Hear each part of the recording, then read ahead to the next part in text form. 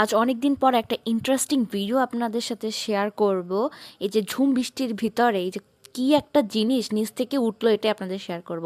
আর কি কি খাইছি বৃষ্টির ভিতরে এটা শেয়ার করব, আর কিভাবে বানাইছি এটাও শেয়ার করব।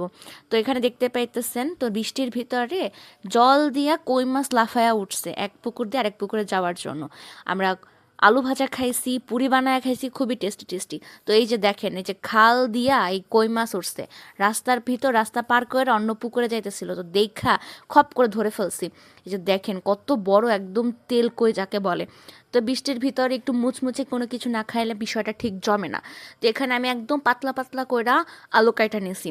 আলু কাইটটা সুন্দর করে ধুইয়া এর ভিতরে হালকা একটু লবণ দিয়া একদম মাখাইয়া ঝাঁকাইয়া এগুলো হচ্ছে রাইখা দিব 1-1.5 ঘন্টার মতো।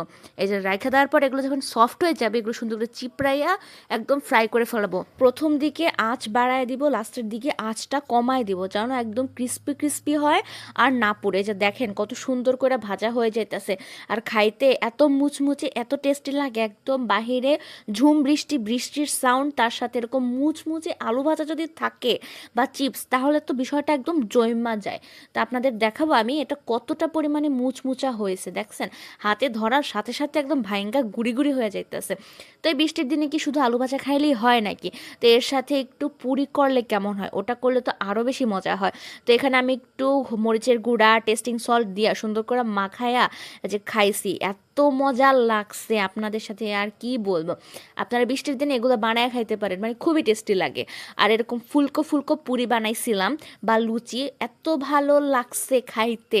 একদম সুন্দর করে ময়াম দিয়ে রাখছি, ময়দা, চিনি, লবণ, তেল দিয়া সুন্দর করে ময়াম দিয়া এগুলো একটু ছোট ছোট লিচির মতো কইরা বেইলা একদম ডুবা তেলে ভাইজা নিয়েছি। একদম ফুলা ফুলা উঠছে আর এত পরিমাণে সফট হয়েছে পুরিগুলা, মানে কি বলবো। এর সাথে একটু দুধ চা আর হচ্ছে একটু আলুর চিপস, মানে বিষয়টা একদমই চলে যায়, জমা যায়।